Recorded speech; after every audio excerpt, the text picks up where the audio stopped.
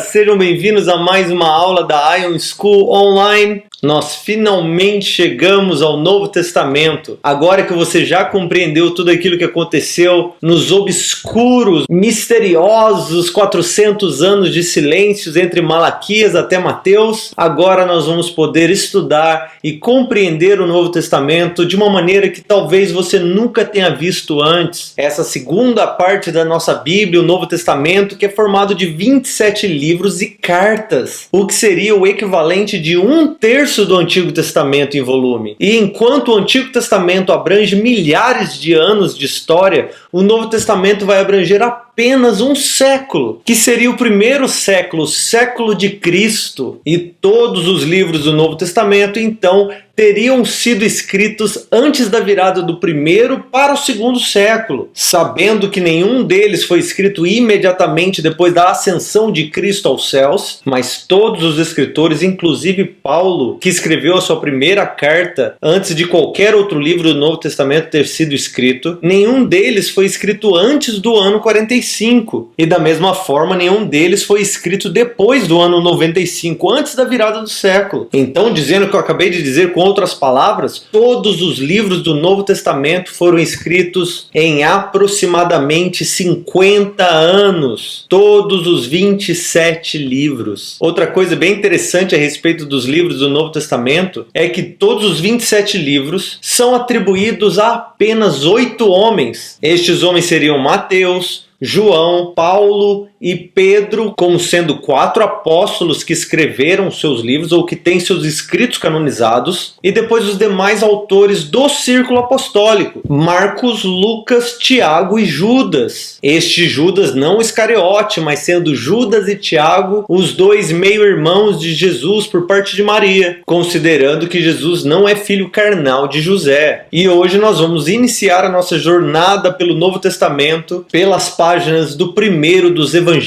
o Evangelho de Mateus. Mateus, que é então um de 4 evangelhos, de 4 narrativas diferentes a respeito da vida, da obra, do ministério de Jesus Cristo, em especial os últimos 3 anos de sua vida, antes dele ter sido crucificado, ressurreto e ter subido aos céus. E dentre esses 4 evangelhos, Mateus, Marcos e Lucas são chamados de evangelhos sinóticos, o que significa que eles compartilham informações ou narrativas entre eles, formando entre si um tipo de história comum. Considerando que Marcos teria sido o primeiro evangelho a ser escrito, tanto Mateus quanto Lucas teriam utilizado muito do conteúdo escrito por Marcos. Considerando isso, ainda temos a possibilidade de que exista uma outra fonte, um outro autor talvez, cujos escritos não foram conhecidos, nem canonizados, nem encontrados, assim por dizer, mas que tenha talvez fornecido informações tanto para Marcos, quanto para Mateus, quanto para Lucas. Mas o que nos importa é saber que Mateus tenha sido escrito de uma maneira brilhante e incrivelmente bela para fornecer aos seus ouvintes judeus as informações necessárias para que eles compreendessem quem Jesus realmente era e como era necessário que eles pudessem colocar sua fé em Jesus Cristo como sendo o Cordeiro de Deus, como sendo o Rei de Israel, como sendo Filho de Deus, como sendo o servo sofredor de Isaías, o grande Messias, aquele a quem todos os judeus esperavam. E quando nós falamos a respeito da autoria do livro de Mateus, automaticamente você diria, claro que é Mateus, mas nós precisamos dizer que o livro de Mateus é de autoria anônima, já que o autor desse livro não fez qualquer questão de se apresentar ou indicar de uma maneira mais clara quem era o autor desses escritos. Mas seguindo todas as tradições da igreja primitiva, em especial o de Papias, que era um discípulo de João e parceiro de Policarpo, que teria nascido ali por volta do ano de 70, quando Jerusalém foi destruído, e tendo morrido lá para 155 depois de Cristo. Então ele é uma testemunha muito perto ali dos fatos históricos, e ele vai deixar bem claro nos seus escritos de que o primeiro evangelho era de autoria de Mateus. Mateus, o cobrador de impostos, impostos e apóstolo de Jesus Cristo. Este evangelho, então, é conhecido como Evangelho de Mateus porque carrega o nome do tradicional escritor deste livro. E para ser mais exato aqui, nós deveríamos chamar esse livro de o livro do Evangelho de Jesus Cristo segundo Mateus, porque o Evangelho, no final das contas, é de Jesus Cristo e não de Mateus ou de qualquer autor do Novo Testamento. Então, como era de se esperar de um coletor de impostos, alguém bem educado, com o seu grego na ponta da língua e bem afiado, o livro do Evangelho de Jesus Cristo segundo Mateus é muito bem escrito, muito bem ordenado e muito conciso. E ao invés de Mateus escrever em ordem cronológica, Mateus organizou a sua pronunciação, as suas declarações e narrativas através de 5 sessões, que é como o livro de Mateus é dividido. E uma coisa que nós precisamos considerar aqui, que muito dessas histórias narradas nos evangelhos teriam sido passadas oralmente ou declaradas frequentemente dentro dos templos, das reuniões, para que se guardassem exatamente as palavras que haviam sido ditas. Entendendo isso, entendendo que Mateus era uma testemunha ocular dos feitos e das palavras de Jesus, nós precisamos considerar que este livro não é somente uma obra do Espírito Santo de maneira inspirada, mas é também produto da memória de Mateus em se relacionar com as palavras e histórias que ele vivenciou com Jesus, o Senhor. Como, por exemplo, o Sermão do Monte, Mateus 5, 6 e 7, é quase certamente uma gravação perfeita das palavras dadas por Jesus Cristo. A maneira que é estruturada, os seus temas, muito possivelmente são exatamente as palavras usadas por Jesus Cristo ali, enquanto ele ensinava a multidão a respeito do Evangelho e das leis de Deus. E para falar a respeito de uma datação dos escritos de Mateus, nós precisamos considerar novamente de que os escritos de Marcos vieram antes do de Mateus. E como Marcos teria sido escrito entre 45 e 60 também, nós consideramos muito provavelmente também Mateus tenha sido escrito nessa mesma época ou um pouco depois, mas não depois do ano 70, já que nós sabemos que Mateus prediz a destruição de Jerusalém e do templo. E se ele tivesse escrito depois, ele provavelmente teria citado ou deixado algumas dicas em relação a essa destruição. Uma simples frase como "e assim aconteceu quando o general Tito invadiu Jerusalém alguns anos depois", ou citações a respeito do incêndio em Roma, ou algo assim, coisas que ficam mais claras em certos livros que foram escritos depois desse período. E a maioria dos estudiosos vão concordar com a ideia de que Mateus tenha escrito o seu livro, ou finalizado a sua obra, ou na Palestina ou na Síria, talvez até na Antioquia, para onde muitos dos discípulos teriam fugido ou teriam morado durante esse período, onde havia uma grande comunidade de cristãos. E o versículo-chave do livro de Mateus, mesmo que muito difícil de se escolher, nós colocaremos como Mateus 5, versículo 17, onde Jesus vai afirmar que ele não veio para revogar a lei, não para revogar, mas para cumprir a lei. E ele vai dizer isso justamente no contexto do ensino do Sermão do Monte, para que seus ouvintes compreendessem de que ele não está ali para fazer com que Israel se volte contra os seus antepassados, mas para fazer com que Israel retorne à lei, aos mandamentos e à aliança com o Senhor. E Mateus vai ser o livro que mais vai deixar isso claro. A quantidade de citações que ele faz do Antigo Testamento para dizer que os atos, as palavras e a pessoa de Jesus cumprem é significante. Eu até encorajo você na sua leitura de Mateus a sublinhar, a grifar, a rabiscar todas as citações que ele fizer para que se cumprissem as profecias, para que se cumprissem os profetas, para que se cumprissem as palavras do profeta tal e tal, porque a intenção dele é de fazer uma ligação direta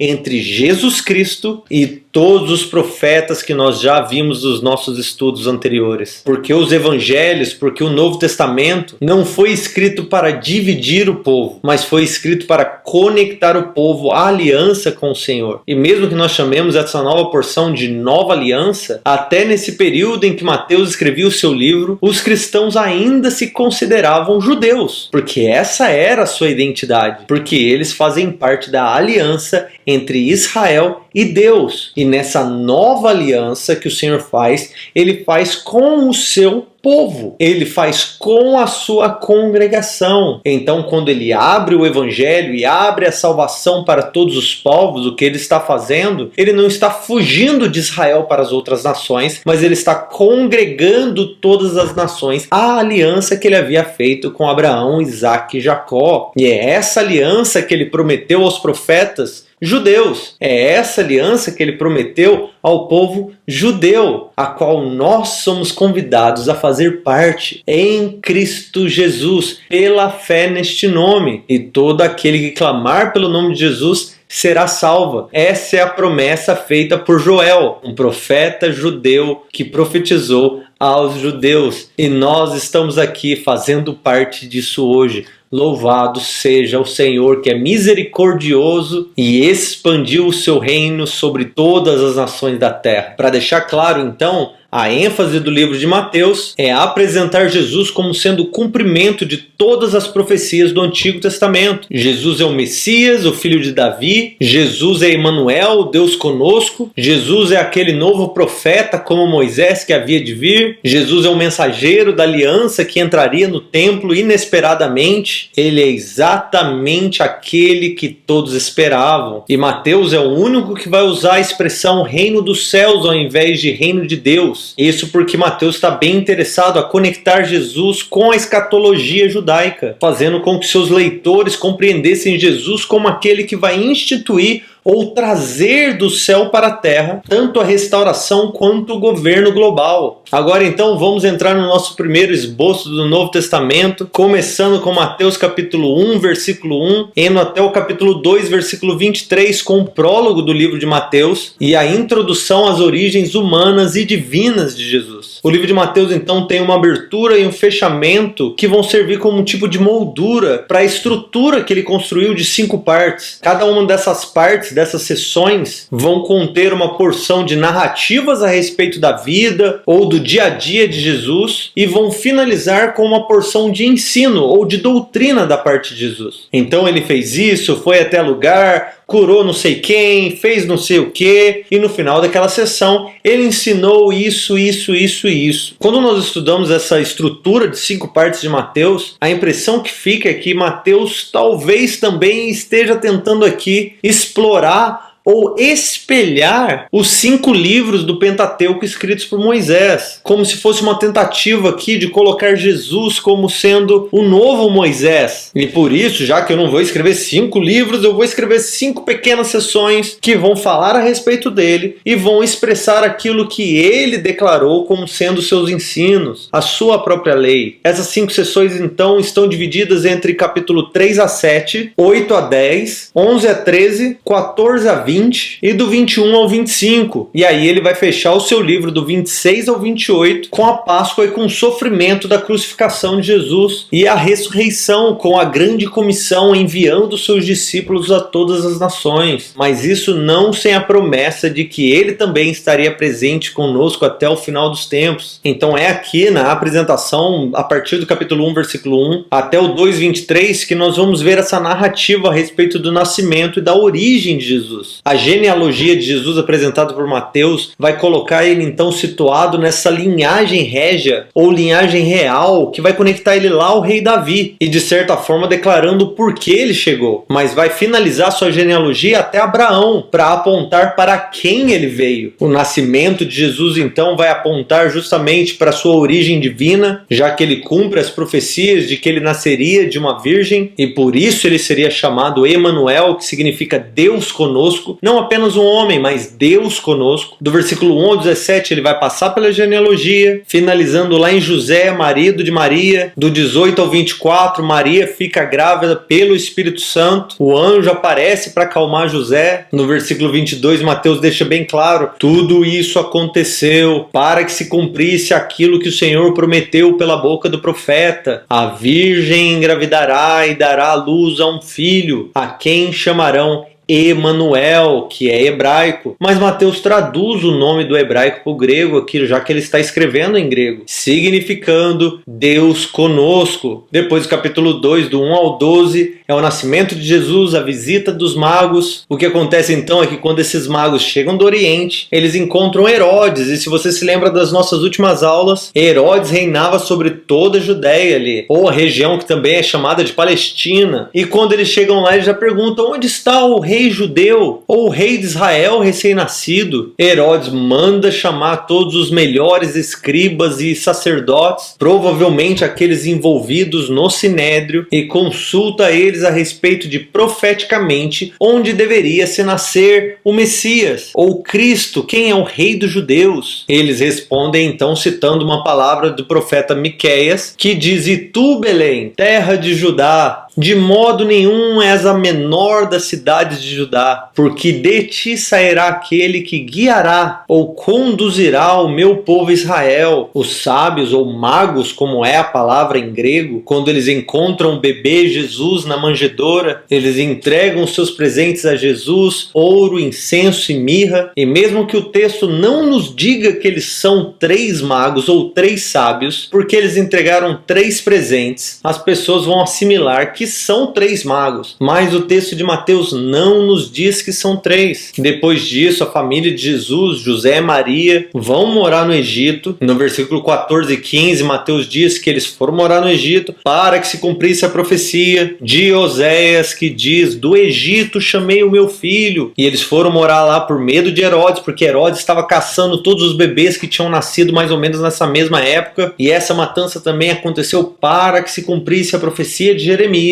que diz que em Ramá se ouviu uma voz de pranto, um grande lamento se ouviu na terra. E depois de José e Maria terem morado por volta de 2 anos e meio no Egito, depois da morte de Herodes em 4 antes de Cristo, uma datação que talvez bugue a sua cabeça, José e Maria então voltam do Egito, mas agora, já que Herodes morreu, dividiu o seu governo entre os 2 filhos, José e Maria resolveram morar lá na Galileia, numa cidade chamada Nazaré. E por que eles fizeram isso? Mateus explica novamente: para que se cumprisse a profecia de que ele será chamado Nazareno. Agora, esse Nazareno, é importante notar aqui que ele tem 2 significados: Nazareno, de que aquele que morava ou que nasceu em Nazaré, mas também com o significado de que ele será chamado humilde ou desprezado, e que até nos lembra lá de João 1,43, quando a grande pergunta é feita: pode alguma coisa boa vir de Nazaré? Porque afinal das contas, Jesus não somente nasceu em Nazaré, mas ele também é o servo sofredor. Ele é aquele que sofreu no nosso lugar.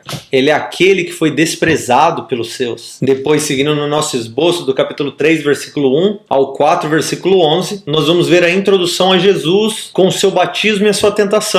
As porções de narrativa dessa primeira parte, então, do livro são os capítulos 3 e 4, e o discurso de ensino de Jesus são os capítulos 5, 6 e 7, com o Sermão do Monte. No capítulo 3, então, nós vemos Jesus sendo apresentado por esse novo profeta chamado João Batista, que nós vamos descobrir por meio de Lucas que João tem algum parentesco com Jesus, já que Maria era prima de Isabel. E no versículo 3, Mateus vai nos dizer quem este homem João Batista é. É dele que o profeta Isaías falava: vós que clama no deserto, preparai o caminho do Senhor, endireitai as suas veredas. Jesus vem para ser batizado por João Batista. João Batista meio que: mas como assim, eu não sou digno? Mas ele acaba consentindo em batizar Jesus. Mas como Messias, o Santo de Israel, como é que Jesus poderia aceitar um batismo que era para arrependimento? O batismo era uma prática de purificação dos essênios que moravam lá no deserto, mas ao mesmo tempo o batismo apontava como simbólico da saída do Egito, ou da morte e ressurreição. Quando o povo saiu do Egito, eles deixaram tudo que eram para trás, e quando eles chegaram do outro lado, eles já eram o povo de Deus, eles não eram mais escravos do Egito. O batismo de Jesus teria acontecido ao norte do Mar Morto, não ao sul do Mar da Galileia, porque Jesus foi batizado na Judéia. E é bem interessante se você pegar o mapa que eu deixei disponível para você dar uma olhada aí, para você se lembrar de como eram divididos. Aí nos versículos 16 e 17, Mateus vai nos contar a respeito desse momento precioso na história, onde depois de Jesus ter sido batizado, o Espírito Santo desce sobre ele, e lá do céu vem uma voz que declara bem alto: "Este é o meu Filho amado, em quem eu tenho grande prazer." Eu amo pensar que a Trindade se manifestou nesse momento na história. E imediatamente depois desse acontecimento, Jesus foi conduzido pelo Espírito Santo ao deserto para ser tentado pelo diabo. Ele não saiu sem rumo e ele não entrou no deserto sem propósito. Ele foi para o deserto para ser tentado pelo diabo. E ele seria tentado a respeito de quem ele é em especial. E provavelmente o deserto onde ele foi tentado seria o mesmo deserto lá nas direções de Qumran, para os lados da comunidade essênia, que era muito perto da região onde João Batista batizava. E ele agora estaria diante do grande acusador, tentador, inimigo e adversário de todos os que amam ao Senhor. E é bem legal pensar aqui a respeito de toda essa porção, como o aparecimento de Jesus, o batismo e a tentação também formam um tipo de imagem de Israel vitorioso ou vencedor, acabando de sair do Mar Vermelho. Ao invés de passar 40 anos no deserto, Jesus passou 40 dias no deserto para ser tentado. E as vitórias de Jesus sobre o diabo aconteceram a partir de citações de Deuteronômio, dos capítulos 6 e 8. E essas porções citadas por Jesus são exatamente os pontos que Israel caiu no deserto. Então aquele Israel que perdeu nos 40 anos do deserto, vê agora Jesus vencendo nos 40 dias de deserto contra o mesmo inimigo, porque ele estava fixado, fundamentado na palavra, na lei e na aliança do Senhor. Avançando no nosso esboço, capítulo 4, versículo 12 ao 7, versículo 29, com a proclamação do reino. Então, seguindo a narrativa de Mateus, Jesus teria sido batizado e tentado na Judéia. Lá no capítulo 4, versículo 12, quando ele soube que João Batista teria sido preso, ele voltou para Galiléia, mas agora ele foi morar na cidade de Cafarnaum, que fica nas margens do Mar da Galiléia, que na verdade é muito mais um lago do que um mar. Daí em diante, lá no versículo 17, nós vamos ver que Jesus saiu pregando, e ele saiu anunciando: "Arrependei-vos, porque o reino do céu chegou." E o que ele está fazendo? Ele está apontando para o Antigo Testamento, para os profetas, e repetindo a mesma convocação de arrependimento, dizendo: "Eis aqui um profeta, mas não um profeta comum. Eu não estou dizendo, como eles disseram, arrependam-se, porque o reino de Deus está chegando. Eu estou dizendo, arrependam-se, porque o reino dos céus chegou, porque eu sou o rei prometido dos profetas." É ali, então, naquela mesma redondeza, naquela mesma vizinhança de Cafarnaum, nas margens do Mar da Galileia, que Jesus convoca os seus primeiros apóstolos ou discípulos, como eles eram chamados primeiro. E depois disso nós vamos ver a porção de ensino de Jesus, que é mais conhecida, a porção do Sermão do Monte. Ela também vai funcionar aqui como um tipo de paralelo ao Sermão de Moisés, feito lá no Monte Sinai, o Sermão da Aliança, o Sermão da Lei do Senhor. E essa nova mensagem desse novo profeta é o cuidadosamente estruturado Sermão do Monte. E aqui o que nós vemos sendo explorado é o que significa ser um morador, um habitante, um participante do reino de Jesus, do reino do Cristo, que é o reino prometido dos profetas. Ele vai começar com as famosas 8 ou 9 bem-aventuranças, depende da maneira que você lê, dizendo que bem-aventurados ou felizes são os pobres de espírito, os que choram,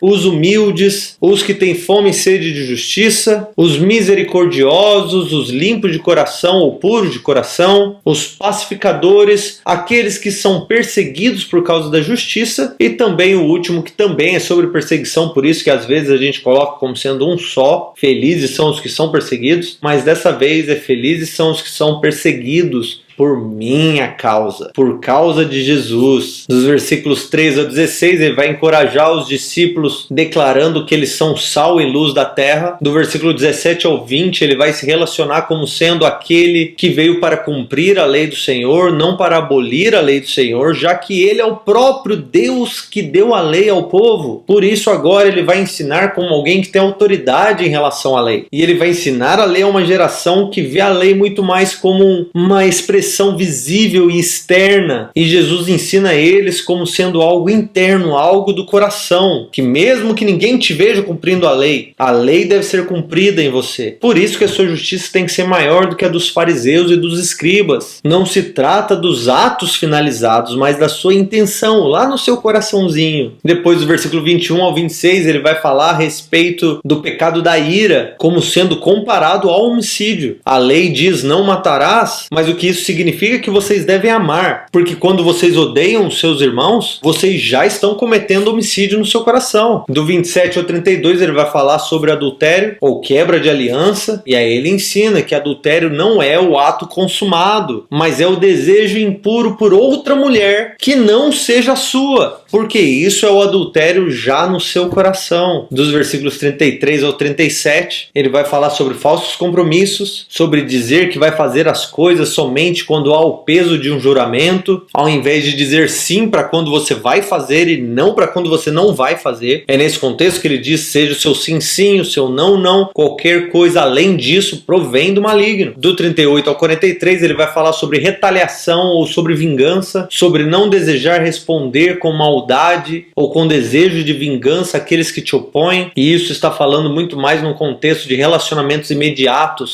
como seus familiares, aqueles que trabalham e convivem com você. E depois do 44 ao 48 ele vai falar sobre passividade, sobre não amar apenas aqueles que te amam de volta, mas também amar o seu inimigo, de como nós devemos dar e fazer para aqueles que não têm condições de fazer de volta para nós, que é assim que nós expressamos ser filhos de Deus. Eu estou dividindo bem direitinho o Sermão do Monte aqui para você já. Então do capítulo 6, do 1 ao 4, Jesus vai falar a respeito de praticar as suas obras diante de Deus e não diante dos homens, sobre servir e dar como fazendo diretamente a Deus e não aos homens. Depois do versículo 5 ao 13 ele vai falar sobre oração, e é nessa porção que ele vai nos ensinar a oração do Pai Nosso, mas ele nos ensina isso justamente para exemplificar como a nossa vida de oração não é uma expressão externa de espiritualidade, mas é uma ferramenta para experimentar e se relacionar com Deus. Depois do versículo 16 ao 18 ele vai falar e ensinar sobre o jejum, também como uma expressão secreta com Deus, não para ser expressado, não para ser demonstrado quão grande, quão espiritual, quão incrível você é. Do 19 ao 21 ele vai falar sobre não acumular tesouros na terra, porque onde está o seu tesouro, ali também está o seu coração. Do 22 ao 23 ele vai falar sobre a cobiça. Do 24 ao 34 ele vai continuar nesse tema de finanças e sobre a idolatria ao dinheiro, de que nossa confiança deve estar em Deus, não nos homens, não no dinheiro, porque Deus já preparou tudo o que nós precisamos para o nosso dia. Basta que nós venhamos comunicar e nos relacionar com Ele como participantes desse reino. E por isso, buscai primeiro o reino e a sua justiça, e todas as outras coisas que fazem parte de preocupação vos serão acrescentadas. Depois do capítulo 7, do 1 ao 5, ele vai falar sobre juízo e julgamento. No versículo 6, sobre não desperdiçar o evangelho do reino. Do 7 ao 12, vai voltar a falar sobre oração. E oração a partir do lugar de compreender a quem você está pedindo, entendendo que Deus conhece as suas necessidades. Depois dos versículos 13 e 14, ele vai ensinar sobre vida sacrificial e renúncia pessoal, como uma porta estreita e são poucos os que entram por ela. Do 15 ao 23 ele vai ensinar sobre falsos ministérios ou falsos profetas. Do 24 ao 29 ele vai ensinar sobre a importância de se obedecer todos esses ensinos de Jesus. E basicamente dizendo que o importante não é você ouvir os ensinamentos de Jesus, mas colocar os ensinamentos de Jesus em prática na sua vida. Porque no momento em que as águas subirem, o vento soprar e bater contra a sua vida,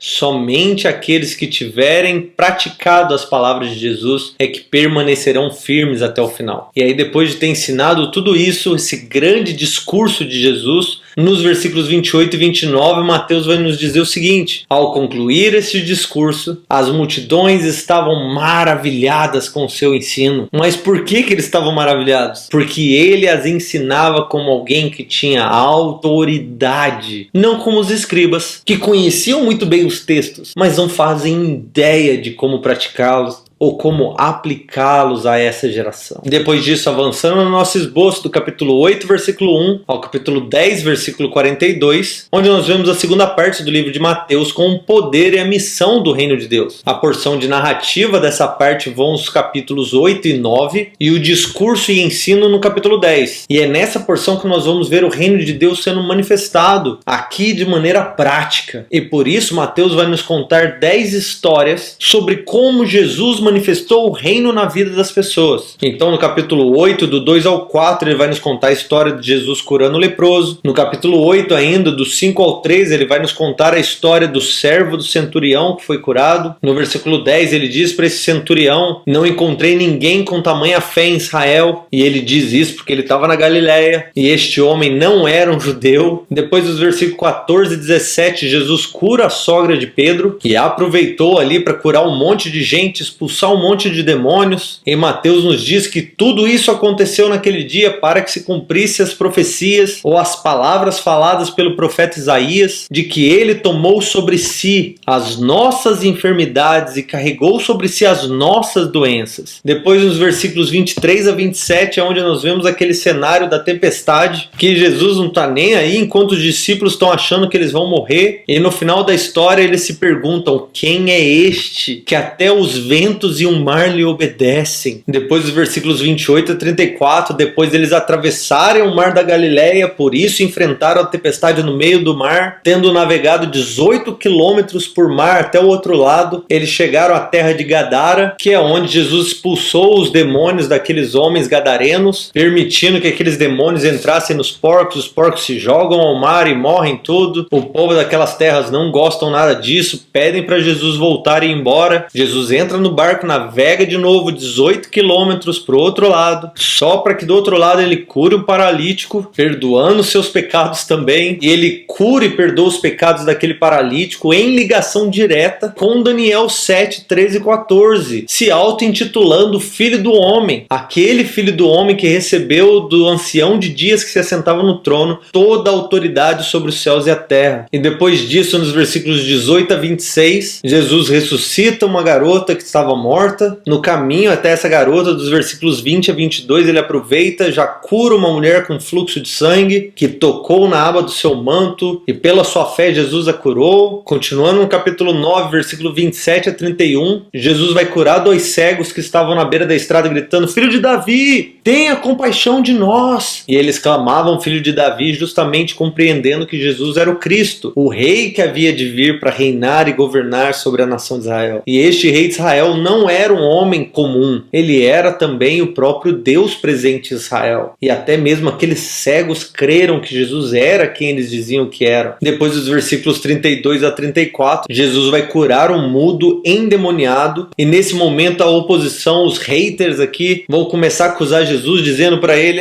que isso? Ele cura esse povo pelo poder de Beelzebu, pelo chefe dos demônios. E é aqui que nós vamos começar a ver a grande oposição contra o ministério de Jesus. Mas no meio dessas 10 histórias que Mateus conta a respeito de milagres que Jesus fez, nós também vamos ver 2 histórias de Jesus convocando as pessoas para virem e seguirem a ele. Uma delas é lá no capítulo 8, do 18 ao 22, onde Jesus começa a colocar em prova a fé dos seus discípulos, aqueles seguidores dele, onde um queria ir sepultar os seus mortos, outro queria ficar hospedado onde Jesus estivesse hospedado, mas Jesus estava dizendo para eles: deixem tudo para trás e me sigam, porque sou eu o Senhor do destino, sou eu o Senhor sobre a história. Esqueça o que se passou, tudo se fez novo a partir de mim. E a outra história do capítulo 9, versículo 9 ao versículo 13, onde Jesus vai chamar e convidar Mateus, que é um cobrador de impostos, um servidor público de Roma. E enquanto Mateus aceita seguir Jesus, os fariseus o rejeitam também. E é depois de contar todas essas histórias a respeito de Jesus, narrando como ele é Senhor e carrega a autoridade para curar, para fazer milagres, para dizer às ondas, aos ventos, aos demônios, às enfermidades, para onde e como elas devem se portar, é que no capítulo 10 Jesus vai enviar os seus discípulos para fazer as mesmas coisas com a mesma autoridade. Mas ele diz: vão por todo Israel e anunciem essas boas novas e mostre para eles como o reino do céu já está manifestando os seus sinais, os seus frutos. E aí nisso ele já prepara os seus discípulos, e nós vemos que dentro dentro do fruto de toda essa missão, houveram aqueles que aceitaram a pregação dos discípulos, colocando sua fé em Jesus como sendo o rei que havia de vir, e outros que ignoraram a mensagem ou rejeitaram Jesus como sendo rei, porque a pregação do evangelho dos discípulos era basicamente essa: aquele que nós esperávamos chegou, ele é Jesus, o Nazareno, ele é um homem santo, ungido por Deus com o Espírito Santo, e ele tem manifestado o reino que nós esperávamos, um reino que submete todas as coisas, manifestando e submetendo todas as coisas debaixo do seu domínio. Venham ver quem é ele, porque todo aquele que nele crê não irá perecer, todo aquele que clamar pelo seu nome será salvo. Uns disseram: incrível, nós vamos ver, eu creio porque eu espero pelo Messias. E outros diziam simplesmente: e outros os ignoravam, rejeitavam, expulsavam. É interessante que cada uma das partes de Mateus vão começar com a declaração imediatamente depois dessas coisas, ou tendo terminado de falar, ou depois disso, tal. E aí ele começa uma nova sessão. Aqui no nosso esboço do capítulo 11, versículo 1 ao 13:53, é onde nós vemos a terceira parte de Mateus, com os questionamentos e oposição a Jesus e ao reino. A porção de narrativa serão os capítulos 11 e 12, e a porção de discurso será o capítulo 13, do 1 ao 53. E é aqui que nós vamos ver as respostas positivas e negativas à pregação e à manifestação do reino de Deus que nós vimos na outra parte de Mateus. Alguns vão seguir Jesus, outros vão ficar em dúvidas e outros vão rejeitar Jesus. Em especial, os líderes de Israel são aqueles que menos vão crer. Então, no capítulo 11, do 1 ao 6, nós vamos ver a resposta de João Batista a todos esses fatos que nós acabamos de ver sobre Jesus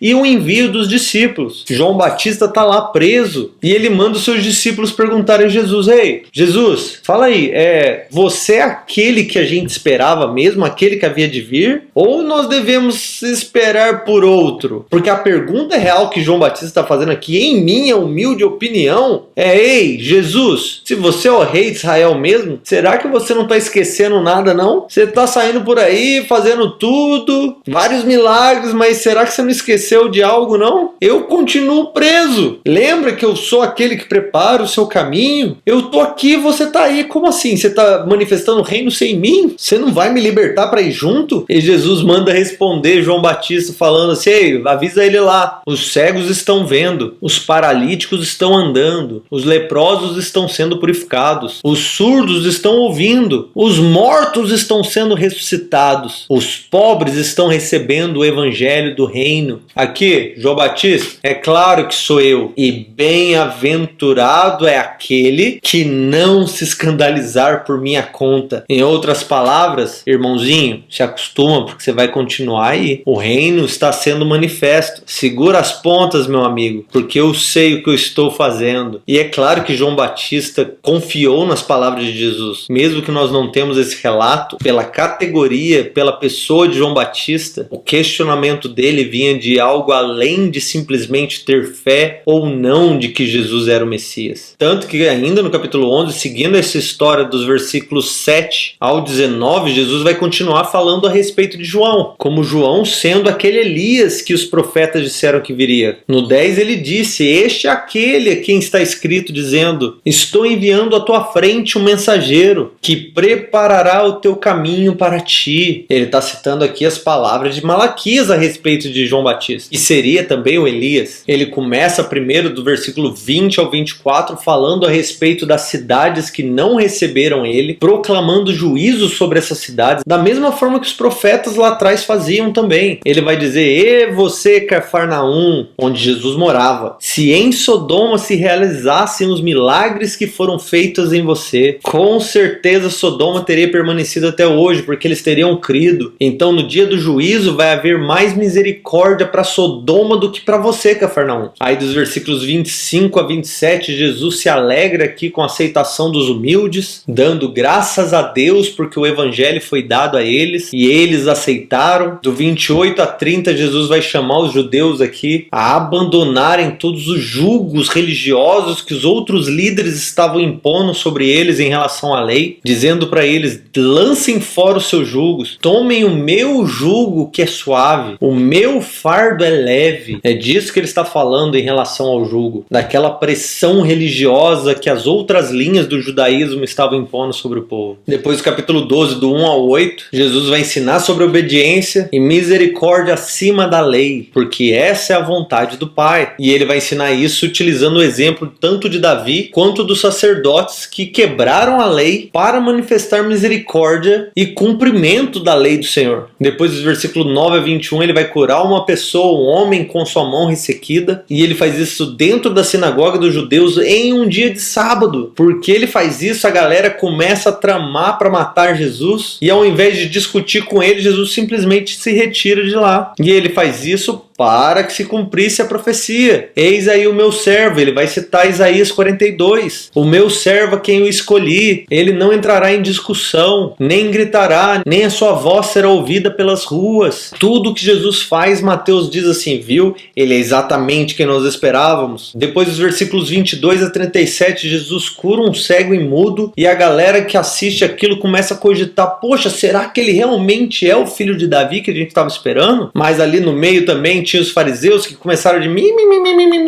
dizendo, ele faz isso é por Beelzebu. Jesus vira para eles e fala, um reino dividido não subsiste. E já tá com os dois pés no peito da galera, dizendo assim, olha, só para vocês saberem, todo pecado é perdoado, exceto o pecado contra o Espírito Santo, porque este pecado, essa blasfêmia contra o Espírito Santo que vocês estão cometendo, chamando ele de Beelzebu, dizendo que ele é o chefe dos demônios ao invés do Santo Espírito de Deus, isso não será perdoado nem neste mundo, nem no vindouro. E que eles dizem isso porque eles são árvore ruim, fruto ruim e não fazem parte da vinha do Senhor. Aí dos versículos 38 a 45, os escribas e os fariseus aqui vão se acalmar e vão dizer assim, poxa mestre, então nos dê um sinal. Jesus diz para eles, eu não vou dar sinal nenhum além do sinal de Jonas, porque Jonas permaneceu 3 dias e 3 noites na barriga do peixe. Assim também eu vou ficar 3 dias e 3 noites no coração da terra, e este vai ser o meu sinal para vocês. Porque agora você precisa entender que tanto Nínive quanto a rainha do sul, a rainha de Sabá, eles terão mais misericórdia do que vocês, do que essa geração terá no dia do julgamento. Porque ao ouvir a declaração da verdade e da sabedoria, eles se arrependeram e mudaram a sua atitude. Mas vocês estão ignorando a verdade. Aí agora no capítulo 3 é que Jesus vai ensinar um monte de parábolas para falar a respeito do reino e da aceitação das pessoas ao reino e à proclamação do evangelho. E Mateus vai nos dizer que ele ensina em parábolas para se cumprir as profecias também. De que Isaías 6 vai dizer que ouvindo, ouvirão e nunca entenderão, e vendo, verão, mas jamais perceberão. E aqui já é o toque especial de Jesus à profecia, dizendo o seguinte, porque o coração desse povo se tornou insensível, e com os ouvidos ouviram com má vontade, e fecharam os olhos para que não vejam, nem ouçam com seus ouvidos, e nem entendam com seus corações, e nem se convertam e eu os cure. Então essas parábolas que Jesus vai ensinar agora são em relação à oferta misericordiosa e graciosa da parte de Deus para o povo e a resposta do povo a essa oferta de Deus. Então do capítulo 13, do 3 ao 23, Jesus ensina a parábola do semeador. Dos versículos 24 ao 30, Jesus ensina a parábola do joio e do trigo. Do 31 ao 32 sobre a semente da mostarda. No versículo 33 sobre o fermento. No 44 ele vai ensinar sobre o tesouro escondido. Aí nos versículos 45 e 46 ele vai nos ensinar a parábola a respeito da pérola de grande valor. E do 47 ao 50 a respeito da rede ao mar. E todas essas parábolas que Jesus ensinou são paralelas às respostas das pessoas à proclamação do evangelho. Todas elas vão ter escutado a mensagem, todas elas receberam a oferta, algumas vão se entregar por inteiro, outras meia boca, e muitas vão ouvir o evangelho,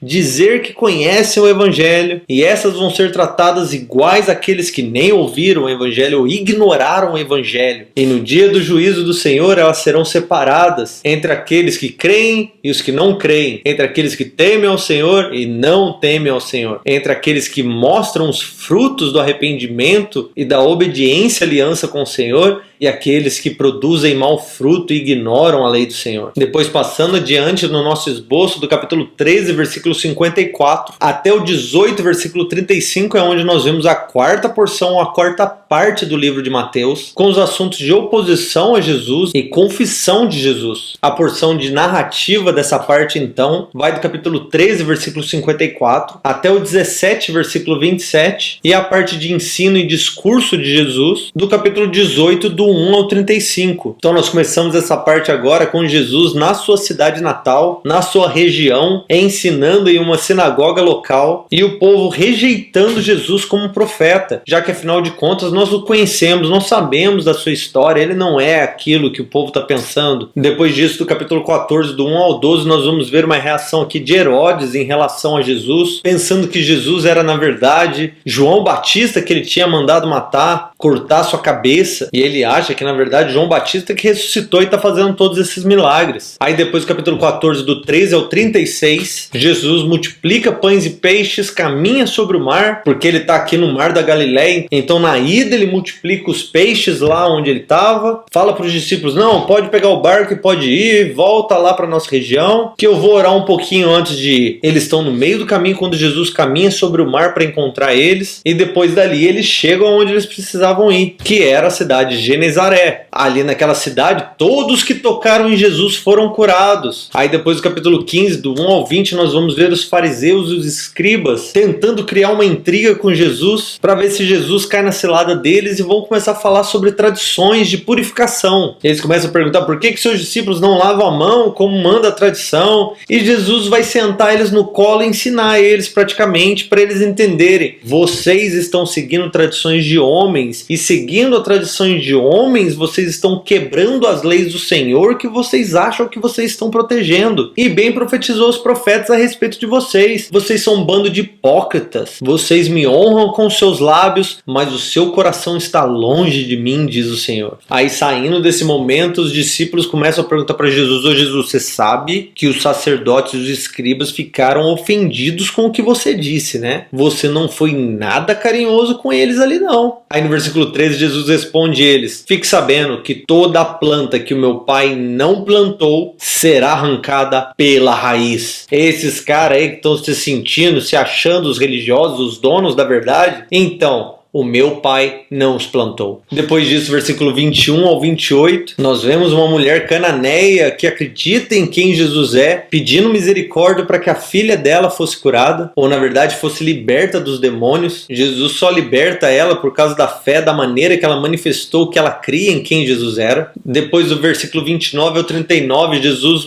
multiplica novamente pães e peixes e alimenta uma multidão de 4.000 homens, sem contar mulheres e crianças. Depois do capítulo 16, do 1 ao 12, os fariseus novamente pedem um sinal a Jesus. Aqui ele já está em uma outra região, não sabemos se são os mesmos fariseus ou não, mas eles pediram um sinal. Jesus respondeu da mesma maneira, eu não vou dar sinal nenhum, além do sinal de Jonas. Vocês sabem interpretar os sinais meteorológicos, se vai chover, se vai fazer sol, mas vocês não têm a mínima capacidade de discernir ou compreender os sinais dos tempos. E além de todos os fariseus e escribas que não criam em Jesus, no meio dessas caminhadas, Jesus ainda tinha que lidar com os seus próprios discípulos que ainda não tinham certeza onde eles ficavam no meio dessas discussões todas. E então, como clímax de todas essas confusões, dessas rejeições do ministério de Jesus, nós vemos nos versículos 13 ao 20 a confissão dos discípulos a respeito da identidade de Jesus, como sendo Cristo, o Filho de Deus que havia de vir. E agora que eles sabem que Jesus é o Cristo, Jesus começa a ensinar a eles como sendo Cristo. E como Cristo, ele também é o servo sofredor. E por isso ele diz para eles que é necessário que eles vão para Jerusalém, porque lá em Jerusalém Jesus vai sofrer e vai morrer na mão do Sinédrio e depois vai ressuscitar. Quando Pedro ouve isso, Pedro tenta tirar da cabeça de Jesus de qualquer jeito, porque afinal das contas foi Pedro que acabou de discernir pelo Espírito de Deus que ele era o Cristo, o Filho de Deus vivo. Então agora ele precisava ensinar Jesus. Jesus, para com isso, esse negócio de ir para Jerusalém, sofrer, morrer,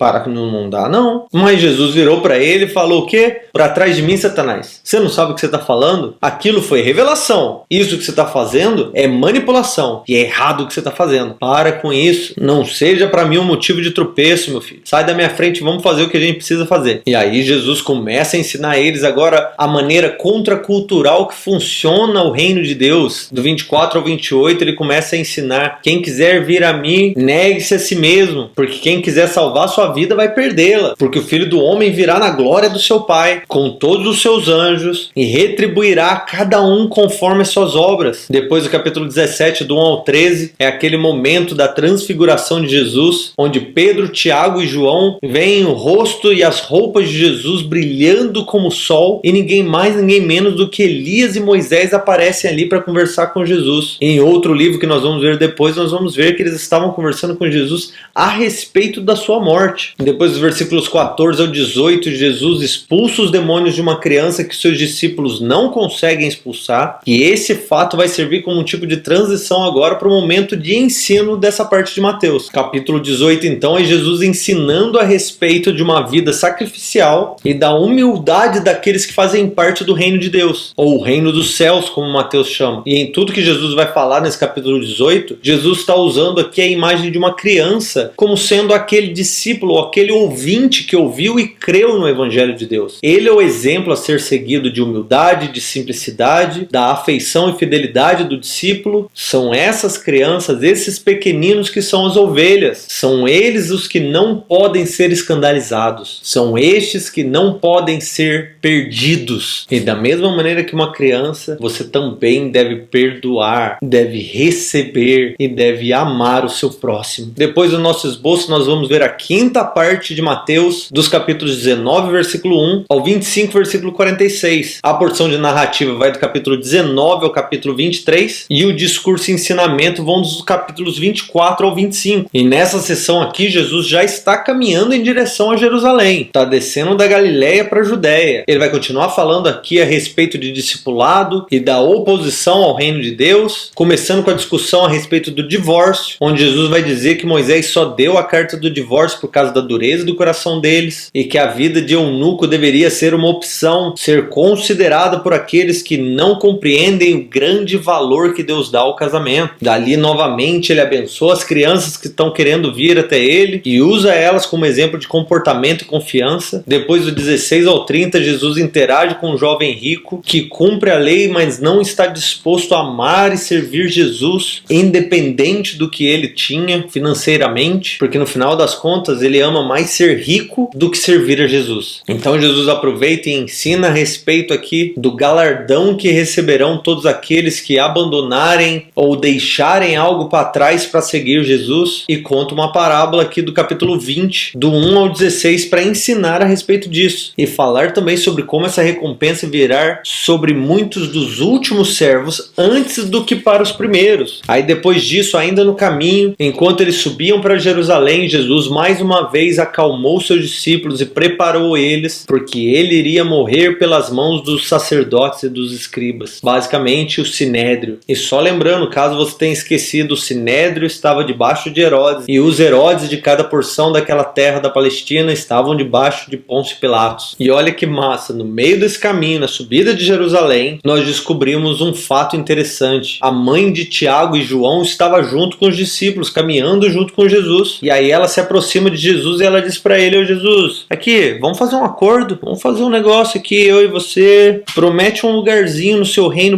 bem próximo de você, para um filho meu sentar à sua direita e o outro à sua esquerda. Vê se pode. Deixa um sentar de um lado, outro do outro na ressurreição, Jesus, por favor. Olha só como eles são bonitinhos, como eles são devotos do Senhor. No versículo 22, Jesus responde a ela: filha, não é assim que funcionam as coisas aqui não. Como assim? Esses lugares serão dados para quem o Pai preparou para eles. E é claro que depois disso, os outros discípulos que ouviram aquilo ficaram grilados com os dois irmãos. Começaram a discutir: como assim? Você tá aproveitando a sua mãe aí para que ela peça vocês também, hein? E Jesus para tudo. Quem quiser ser poderoso, que sirva. Quem quiser ser o primeiro, seja o mais servo, porque este é o meu exemplo para vocês. Ainda no caminho para Jerusalém, no capítulo 20, do 29 ao 34, Jesus cura 2 cegos e os olhos olhos desses dois cegos são abertos e eles começam a enxergar um monte de outras pessoas que enxergam, mas são cegos espirituais. E depois disso nós vemos a narrativa da apresentação de Jesus à cidade santa, a cidade do rei Jerusalém. Esse é o momento que Jesus vai se apresentar à cidade como aquele que entraria no templo de repente, cumprindo Zacarias 9:9 e Salmo 118, 25 e 26. Eles pedem para os discípulos acharem um burrinho porque ele precisa cumprir a profecia. E ele começa a entrar então na cidade enquanto a galera começa a gritar: Hosana! Hosana ao filho de Davi! Bendito é o que vem em nome do Senhor! Os discípulos começaram a gritar isso, mas os moradores de Jerusalém não faziam ideia do que estava acontecendo e eles começaram a perguntar: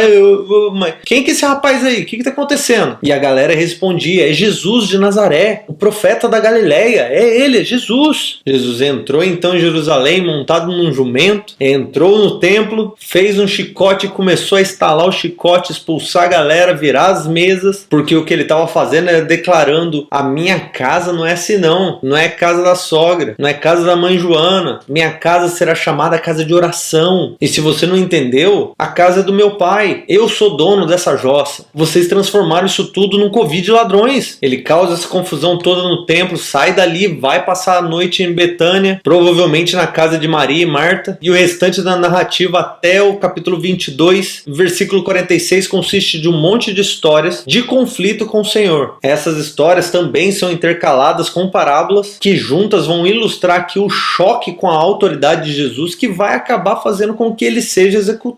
Este então seria o segundo ou terceiro dia de Jesus em Jerusalém. Os fariseus, os escribas, os herodianos, que era a galera que seguia Herodes como sendo aquele que deveria governar sobre tudo, e eles não deveriam servir Roma nem nada disso. Essa galera começa a se unir todo porque eles querem pegar Jesus, eles querem matar ele. E aí o capítulo 23 é basicamente Jesus falando para a multidão contra os saduceus, contra os fariseus, contra os escribas e contra todo o sinédrio. E quando ele está fazendo esses discursos do capítulo 23, ele ainda está dentro do templo. E é bem importante você notar que este discurso de Jesus é muito similar aos discursos, aos oráculos dos antigos profetas, porque ele está declarando julgamentos do Senhor sobre esses líderes hipócritas. Aí agora até o capítulo 25, versículo 46, é o discurso de Jesus a respeito do fim dos tempos. E tudo começa quando Jesus sai desse discurso que ele acabou de fazer, saindo do templo, os discípulos começam a mostrar para ele as construções do templo que ainda não estava pronto, e Jesus responde para eles: quer saber? Nada disso vai prestar, não vai ficar pedra sobre pedra, tudo vai ser derrubado. Imagina aquele templo construído em mármore branco em estilo greco-romana, que coisa mais linda. Os discípulos aqui então começam a ficar curiosos, chegam até Jesus, em particular perguntam para Jesus: ô Jesus, que sinal nós veremos a respeito da sua vinda e do cumprimento de todas essas coisas? Jesus vai então aqui agora no capítulo 24 dar 18 ou 19 sinais que acontecerão antes da vinda do Filho do Homem ou do seu retorno, e depois vai ensinar 3 parábolas a respeito da vigilância e da preparação para o seu retorno. E a primeira parábola vai do capítulo 44, do 45 ao 51, e é sobre 2 servos, e um servo cumpriu todas as suas obrigações e esperou pelo seu senhor para que ele retornasse e ele entregasse a ele tudo que ele tinha deixado em suas mãos, mas o outro servo achou que seu senhor estava demorando demais e acabou maltratando todos os outros servos que estavam debaixo dele e foi se embriagar em algum lugar. A segunda parábola, do capítulo 25, do 1 ao 13, é sobre 10 virgens que estavam esperando a procissão do noivo para o casamento, e 5 dessas virgens eram sábias e 5 eram tolas, porque as 5 sábias haviam preparado óleo extra para suas lâmpadas, porque elas não sabiam quando que o noivo viria, então elas se prepararam também para a noite. Mas as 5 tolas prepararam óleo apenas pelo que elas achavam necessários, e por isso elas acabaram no escuro. Depois, a terceira parábola, do capítulo 25, do 14 ao 30, é sobre um senhor que dividiu seus bens entre servos, dando 5 talentos para um, 2 talentos para outro e 1 talento para o outro. Os 2 primeiros multiplicaram aquilo que o Senhor tinha deixado para eles, mas o último agiu com prudência e escondeu aquilo que ele tinha recebido do seu Senhor. E o ponto central dessas parábolas é o valor de se preparar para aquilo que você não tem certeza que vai acontecer e persistir em aguardar o retorno do Senhor. E por isso, para alguns, parece que o retorno do Senhor chegou rápido demais e acabou que eles não estavam preparados para o retorno do Senhor. Mas para outros que estavam preparados, o Senhor demorou demais. Senhor, eu estou te esperando há muito tempo. E estes que estavam prontos para o seu retorno, no dia em que Jesus voltar, ele se assentará em um trono glorioso e ajuntará todas as nações diante dele e as separará novamente, da mesma maneira que ele já disse que ele faria antes. Vai separar entre os bodes e os carneiros. E a distinção aqui é a mesma entre aqueles que o amam e manifestam esse amor e misericórdia em obediência e aqueles que somente dizem que o amam ou que nem manifestam nenhum sinal de amor. E por último, depois dessas parábolas, a nossa última parte do esboço de Mateus capítulo 26, versículo 1 até o capítulo 28, versículo 20, nós vamos ver Jesus, o Rei, sendo julgado, crucificado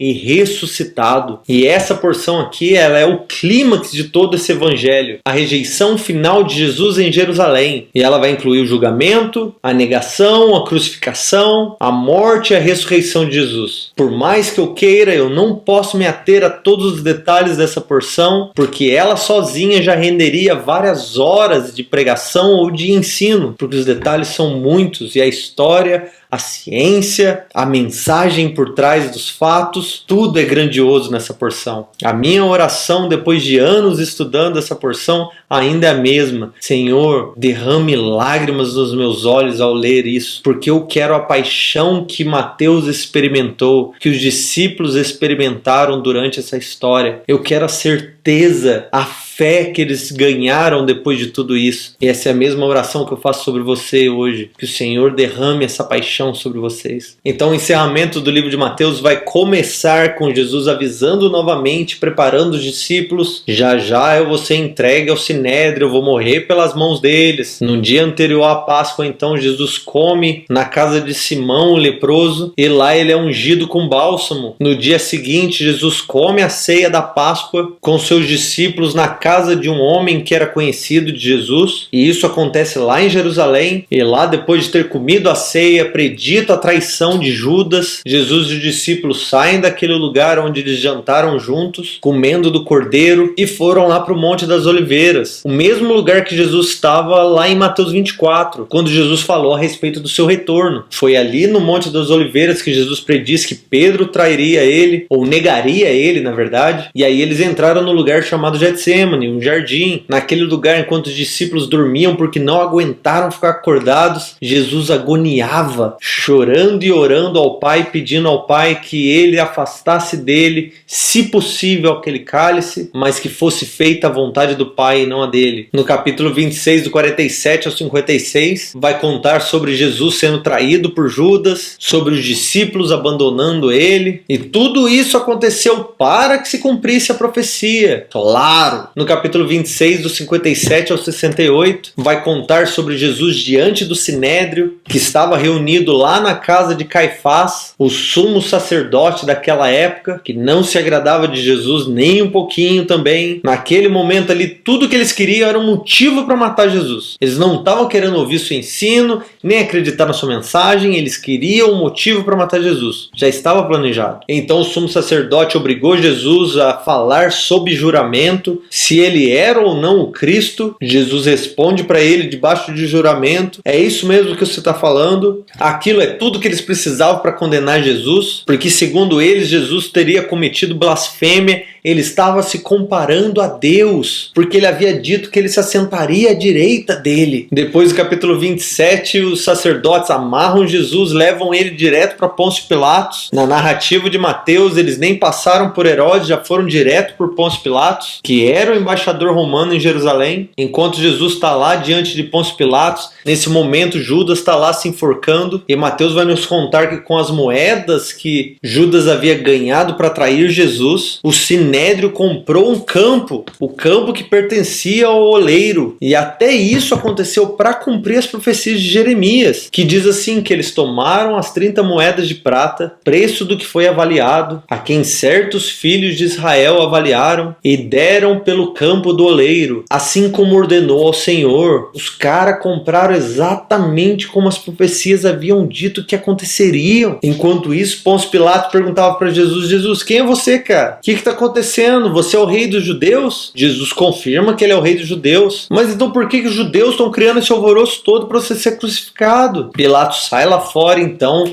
lava suas mãos e diz assim, ó, é o seguinte, eu não acho que esse cara é culpado, eu lavo as minhas mãos, o sangue dele não recairá sobre mim e a minha família. Os judeus começam a gritar lá embaixo, que o sangue dele caia sobre nós e os nossos filhos. Mal sabiam eles o que eles estavam falando. Pilatos então libera Barrabás, porque eles haviam desejado que Barrabás fosse liberto e não Jesus. Jesus é levado até o pretório, que é a residência lá do governador. Lá os soldados humilham e envergonham Jesus, zombam dele, vestem ele de rei. E aí do versículo 32 até o 56 é onde nós vemos a cena da crucificação. Eles levaram Jesus para Gólgota, que é uma palavra aramaico, que significa caveira, que é praticamente a mesma palavra de Calvário, ou lugar da caveira. Lá eles crucificaram Jesus junto com outros 2 ladrões, talvez para aproveitar o público ali, aquele momento de alvoroço. Vamos crucificar mais 2 que estão na espera também. No versículo 26, Jesus clama ao Pai, Eli, Eli, lama sabachthani, que quer dizer, Deus meu, por que me desamparaste? Ele estava ali falando a respeito da separação que os pecados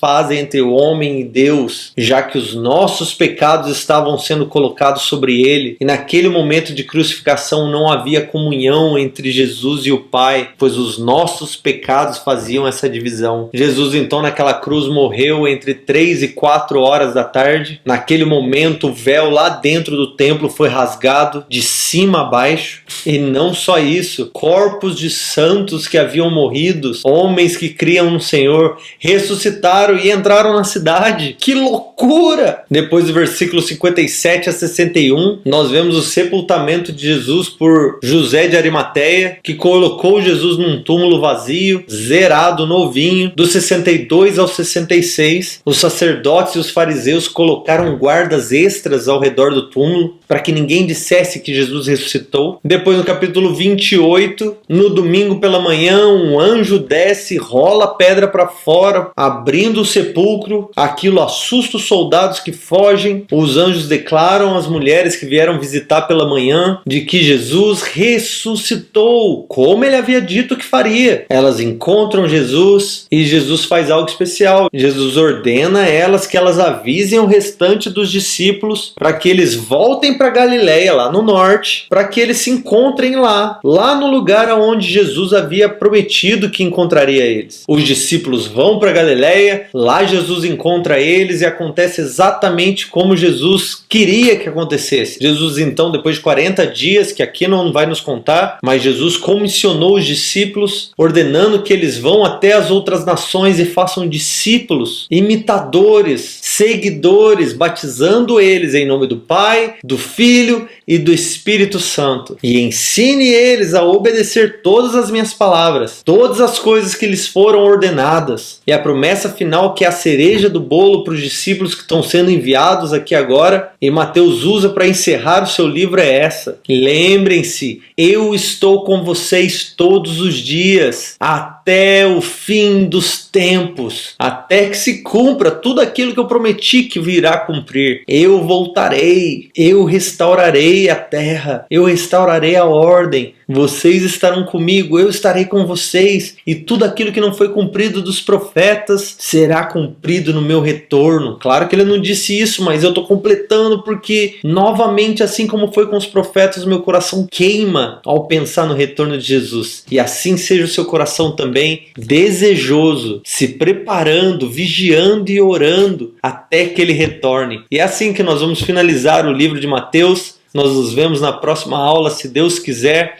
Deus os abençoe.